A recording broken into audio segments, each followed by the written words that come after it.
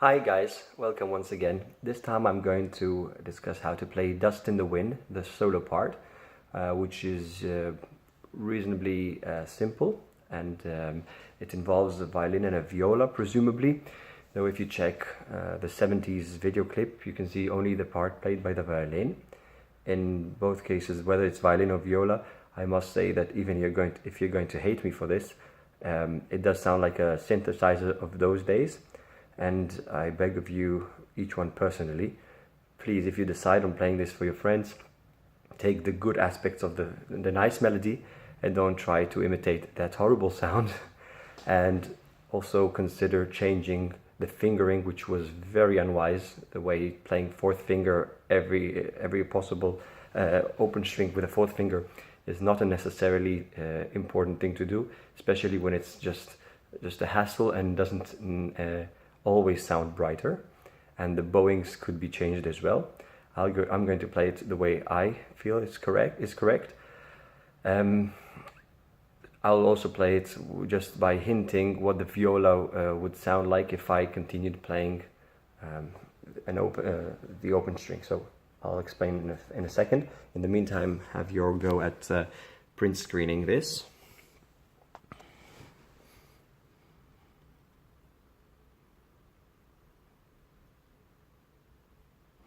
Hang on, there.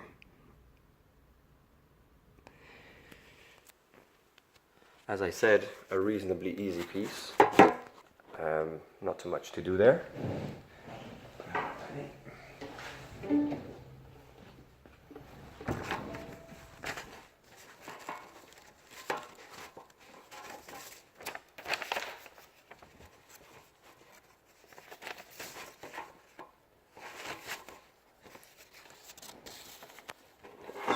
Like this, hang on. There we are, sorry about that. We start off by playing the first finger on the D string.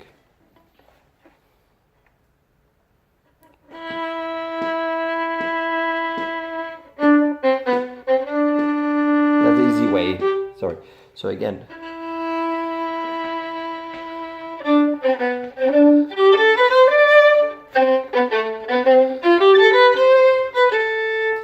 Now, it will be very much easier for you if you consider playing that on the upper part of the bow.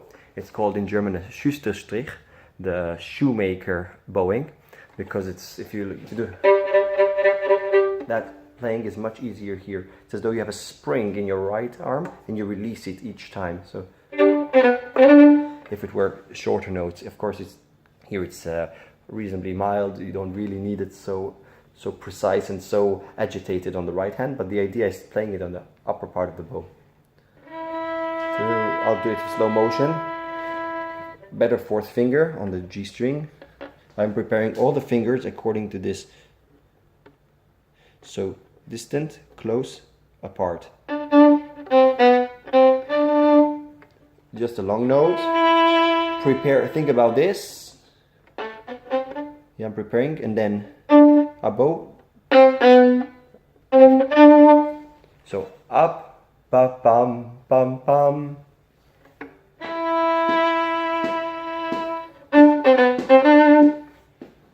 Right.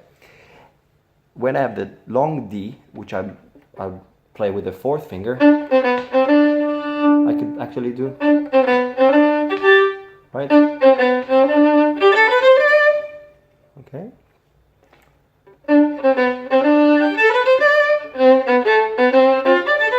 I can actually just hint that there is a double stop for the first instance, just to make a feeling that somebody else is continuing to play that note for us.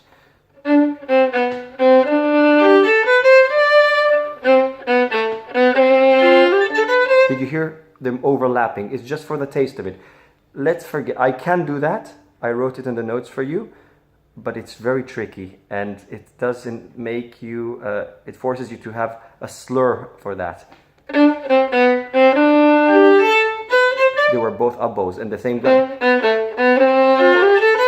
It doesn't have this implication, so let's do it without, for those of you who wish it without that.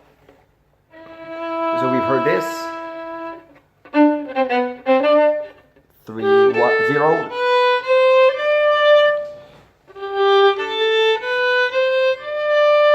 And then that's 3, 2, 1, 2, 3. 2, 3, 0, 1, 2.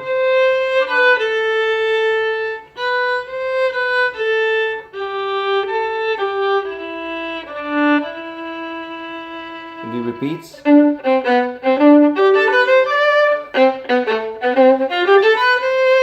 The second time around, it's use the open string. Generally speaking, just to give you a hint, in Western violin we'd always opt to play an open string if I'm going up a scale and use the fourth finger when I'm coming down a scale. In this case, there are also other considerations for ease of use and for the agility. But otherwise, take that as a half a Bible, right? So I'm doing that second ending. That's a low first finger because it's an F natural, Fa becal.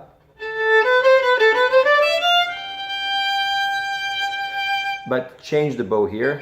Also the clip does that, and open 4. Did you realize I didn't play the 4 the first time round? This is easier for the articulation in this case. It's an odd way to do it, but it's the right way in this case. Otherwise, it's very Sisyphus, right? It's too much like an etude, an exercise. It will give you an accent on every 8 notes. Ugly, and therefore I decided to do an open string the first time round.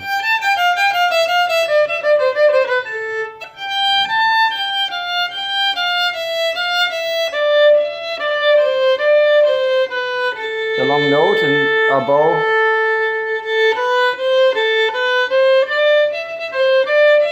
Open. The reason I didn't play an open string until here in that same bar was because I didn't really I didn't continue going up the scale to the E string. So it was just touching the E but still remaining on the A string. Therefore I didn't want to change there until the very last time I play the E. I'm going still on the A string. Only here. Look, I'm preparing the second finger, so it's ready for when I need it. I don't play it, but a bow, the same.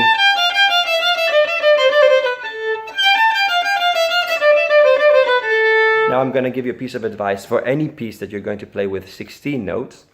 If you want them to sound perfectly smooth and you have the feeling that at the moment you're playing them and it's a bit limping, so one note is a bit longer than the second note and the third is longer than the fourth note, so it would sound, you're doing that, an advice to you would be practice it, only practice for half a minute or a minute a day, playing the bows the other way around, so starting an up bow in that same place. In this case it would be, and that will solve that problem for you. Now if you have difficulty with the articulation on the left hand, therefore there is a very good trick for that. Play it with rhythmic forms. There are I think 14 of them. In this case when you have simple 16 notes, so it will be play a long one and short.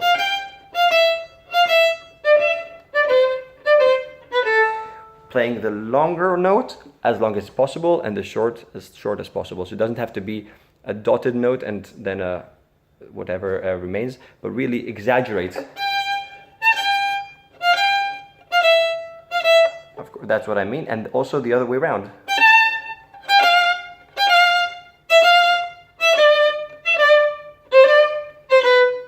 And then you have so many other forms.